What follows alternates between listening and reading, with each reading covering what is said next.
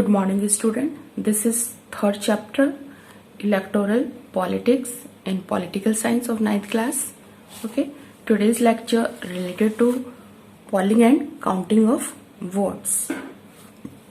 जिसका मतलब है कि फाइनल वो स्टेज आ चुकी है जब इलेक्शन होने वाला है. इट मीन्स इसे हम इलेक्शन डे बोलते हैं, जिस दिन वोटर्स जो होते हैं अपने वोट को कास्ट या फिर पोल करने के लिए जाते हैं.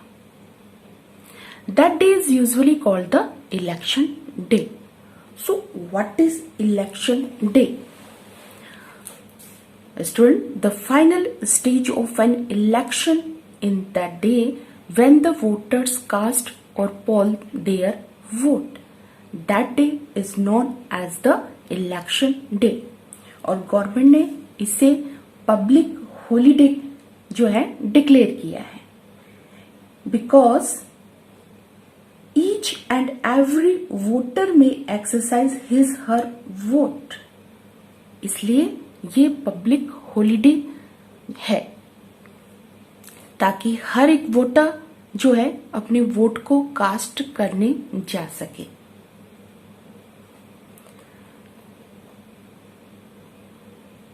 अब बात आती है कि वोट कास्ट करने कहां वो जाए.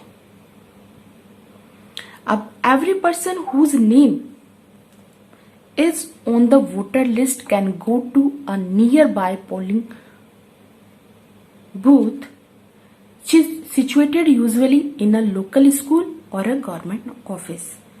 अब वोटर एक अपने वोट को कास्ट करने के लिए उसे यहाँ पे पोलिंग बूथ पे जाना पड़ेगा.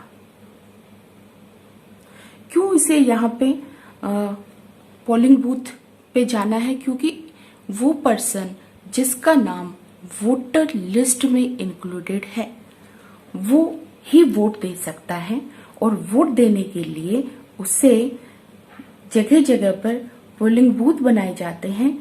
ठीक है. ये जनरली क्या होता है, गवर्नमेंट बिल्डिंग और आपकी गवर्नमेंट स्कूल जो होती है उनमें ये सेंटर बनाए जाते हैं, बूथ बनाए जाते हैं, जिसमें एक पर्सन जाकर अपने वोट को कास्ट कर सकता है. और ये locality it means nearby ही आपके घर के आसपास का ये दायरा रखा जाता है. अब कौन वोट दे सकता है? जिसका नाम वोटर लिस्ट में हो. अच्छा, और साथ में उसको एक प्रोसेस से भी गुजरना पड़ता है. जब वो यहाँ पे पोलिंग बूथ के अंदर जाता है तो वहां पर जितने भी वहां के जो ऑफिसर्स या ऑफिशियल पर्सन बैठे रहते हैं, पहले वो उनके द्वारा आइडेंटिफाई किया जाता है. फिर उसके फिंगर पे एक मार्क लगाया जाता है and allow to cast vote, और उसे वोट जो है कास्ट करने के लिए अलाउ कर दिया जाता है. अब पोलिंग बूथ पे जनरली क्या होता है कि बहुत सारे लोगों को ये माना जाता है कि वहां पे गड़बड़ी वगैरह ये सब देखने को मिलती है. तो एक पार्टी जो होती है, जो कैंडिडेट होता है, उसका जो एजेंट होता है, वो इनसाइड पोलिंग बूथ में उसे परमिशन है कि वो विजिट कर सकता है, ताकि इस चीज को शो किया जा सके कि voting take place in a fair manner. तो ये परमिशन एक कैंडिडेट को दी जाती है कि वो वो खुद नहीं वहां पे जा सकता, बल्कि अपने किसी एक एजेंट को उस पोलिंग बूथ में वो विजिट करवा सकता है कि किसी तरह की यहाँ पे गड़बड़ी तो नहीं हो रही. ओके. तो हमने यहाँ पे बोला कि फाइनली एक डे जो है वो डिसाइडेड होता है कि किस डे को वोट जो है वोटर कास्ट करेगा, और उस डे को इलेक्शन डे बोला जाता है. वोट कास्ट करने के लिए नियर बाय कोई सेंटर बनाया जाता है जिसे पोलिंग बूथ बोला जाता है, और यहाँ पर वोटर जाकर अपने वोट को कास्ट करता है, लेकिन उसे पहले आइडेंटिफाई किया जाता है.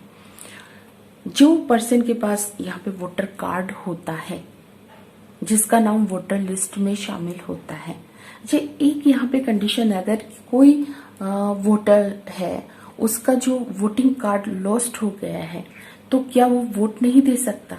कोई ऐसा कोई प्रोविजन रखा गया है कि अगर उसका कार्ड जो है लॉस्ट हो जाता है या कार्ड वो नहीं लेके जा पा रहा है तो, या फिर भूल गया है, तो क्या वो वोट कास्ट नहीं कर सकता? नहीं, यहाँ पे वो वोट कास्ट करेगा, लेकिन उसे या तो अपना ड्राइविंग लाइसेंस है वो, या फिर आधार कार्ड है, ये सब शो कर कर वो अपने वोट को कास्ट कर सकता है। Third one is a ballot paper. ये बैलेट पेपर क्या है और ये बैलेट सिस्टम क्या है?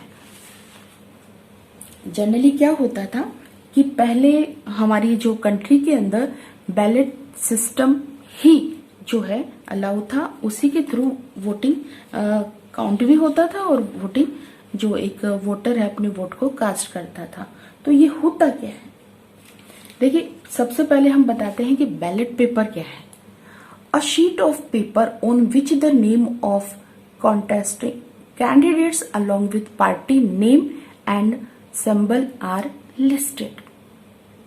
उसमें देखिए यहाँ पे ये पेपर का ही एक, जैसे आपकी पेपर की शीट होती है वैसे ही पेपर की शीट होती है, और ये इसकी साइज डिपेंड करती है कि कितने कैंडिडेट्स जो है पार्टिसिपेट कर रहे हैं इलेक्शन में। इसमें एक साइड में पार्टी का जो सिंबल होता है वो पार्टी का नेम, और जो कैंडिडेट पार्टिसिपेट कर रहा है उसका नेम वहां पे मेंशन होता है, और उसी के सामने जो है एक ब्लैंक स्पेस छोड़ दिया जाता है कि जो पर्सन अपने वोटर है वो अपने फेवरेट कैंडिडेट के आगे या तो अपना सिग्नेचर कर देता है या फिर स्टैंप लगाता है। तो ये है आपका बैलेट पेपर। ये बैलेट पेपर था जिसे सिस्टम था, बहुत अच्छा सिस्टम माना जाता था, लेकिन फिर भी देखिए गड़बड़ी जहां होती है वहां तो होगी।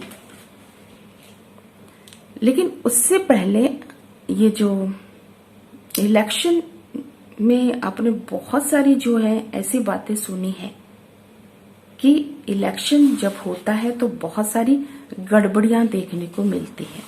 तो यहाँ पे आप किसी भी सिस्टम से कोई भी वर्क कीजिए, यहाँ पे कुछ ना कुछ तो ऐसा उसके बारे में सुनने को मिलता ही है। तो क्या है ये बैलेट पेपर सिस्टम? तो यहाँ पे secret ballot system refers to a voting system where is a ballot paper is used to cast vote. The vote is cast in such a manner that nobody knows whose the voter has cast the vote. It means किसे जो है vote cast किया गया है, whom the cast the vote. That no is that clear? कि जो ballot paper होता है उसमें उस सिस्टम में क्या होता है कि बैलेट पेपर का, जो मैंने आपको बैलेट पेपर बता दिया कि इस बैलेट पेपर का यूज किया जाता है एक वोटर अपने वोट को कास्ट करने के लिए, और इस मैनर से वो वोट होता है कि जैसे उसने एक सीक्रेट प्लेस वहां पे रखा जाता है जो चारों तरफ से कवर रहता है, 3 साइड से कवर रहता है, और जो पर्सन होता है वो अपने जो फेवरेट या जिसे वोट देना है उसके नेम के सामने या तो वो सिग्नेचर कर देता है या फिर वो वहां पे स्टैंप लगाता है उसका। Now voter cast his and her, हम यहाँ पे मेल और फीमेल दोनों के लिए vote without any fear of getting identified by the person. This system prevent any pressure on the voter to cast vote in a favor of any particular party or candidate. Now EVM ballot paper हो चुका है हमारा, अब EVM की बात करते हैं। देखिए बैलेट पेपर ने कुछ उसमें सही चीजें भी थी तो कुछ गलत भी थी। अब ईवीएम की बात करते हैं कि आज का जो वोटिंग सिस्टम है वो क्या है। तो nowadays electronic voting machine are use to record votes. अब उसमें क्या होता है, देखिए ईवीएम में क्या होता है कि यहाँ पे जो बैलेट पेपर था वो सेम यहाँ पे आपकी मशीन के ऊपर वो मेंशन रहता है, और उसके सामने जो है यहाँ पे हम सिग्नेचर वगैरह करते थे तो यहाँ पे क्या है कि बटन लगे रहते हैं। जिस भी कैंडिडेट को आपको सिलेक्ट करना है उसके सामने का बटन दबा दिया जाता है, और बटन दबाने से क्या होता है, आपका वोट जो है वो कास्ट हो चुका है। तो क्या सबसे पहले एक साथ ही ये ईवीएम सिस्टम कैसे शुरू किया गया, कब शुरू किया गया? देखिए यहाँ पे आपका 13 लोकसभा का जो इलेक्शन हुआ था उसमें ये फर्स्ट टाइम यूज किया गया था।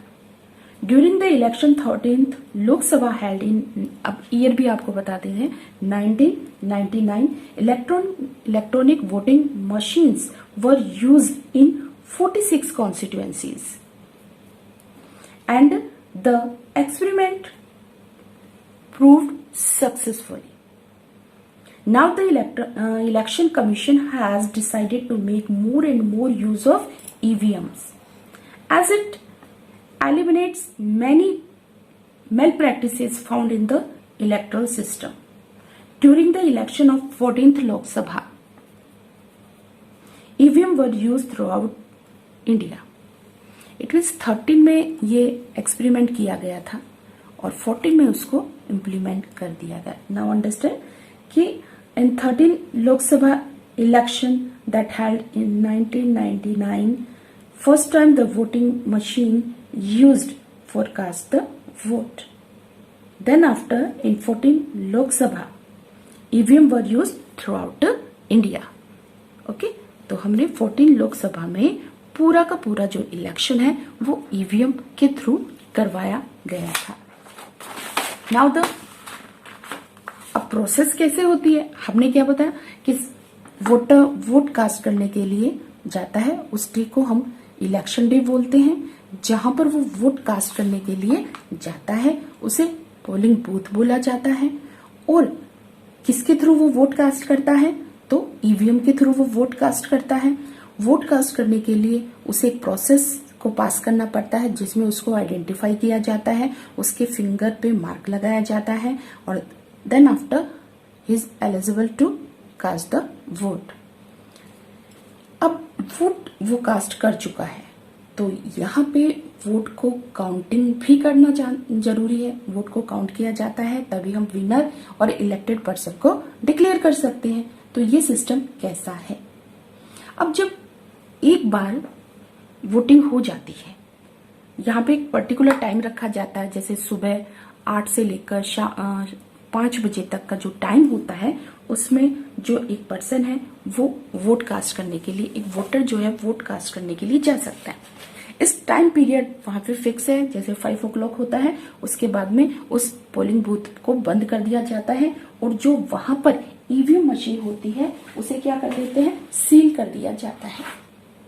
तो यहाँ पे ईवीएम मशीन सील करने के बाद में ऐसा नहीं है कि वहां पे जो एक वो सारी की सारी आपकी कैपिटल या किसी दिल्ली में जाके उनको कलेक्ट किया जाता है, ऐसा नहीं होता, बल्कि उसी कॉन्स्टिट्यूएंसी के हेडक्वार्टर में उसको सेफ रख दिया जाता है। अब एक डे डिसाइड कर लिया जाता है जिस दिन की काउंटिंग होती है।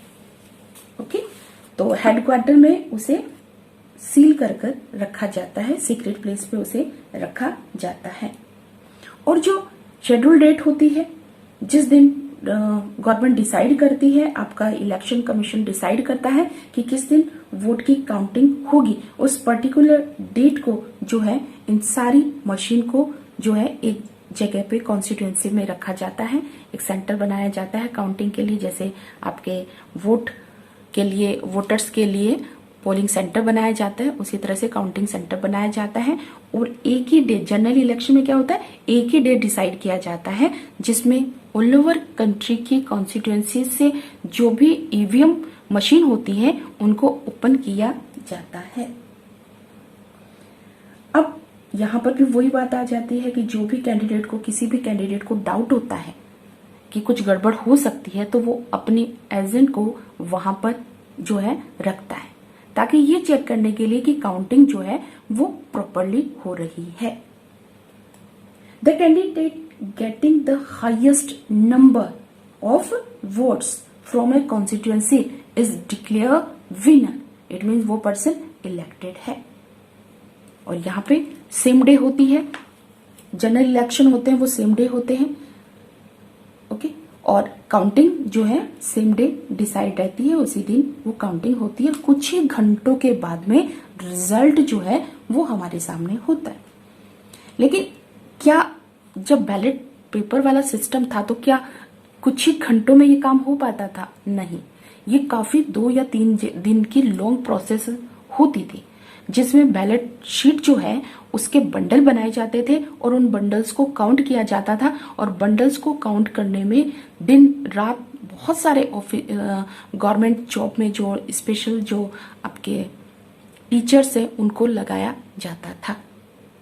लेकिन यहाँ ईवीएम मशीन के थ्रू ये result 3 and 4 hour, within 3 and 4 hours में ये सामने रहता है। अब मीडिया तो सबसे आगे रहती है, आपके टेलीविजन चैनल्स जो है वो तो सबसे आगे है इन सब चीज को कवर करने के लिए। तो ये कवरेज किया जाता है आपके television channels, radio and newspaper के थ्रू ये सारे इवेंट को कवर किया जाता है। Within a few hours of counting, all the results are declared and it becomes clear as who will form the next government. Okay? तो पता चला कि नेक्स्ट गवर्नमेंट आपकी कौन फॉर्म करेगा। तो ये है आपका इलेक्शन का पोलिंग एंड काउंटिंग प्रोसेस।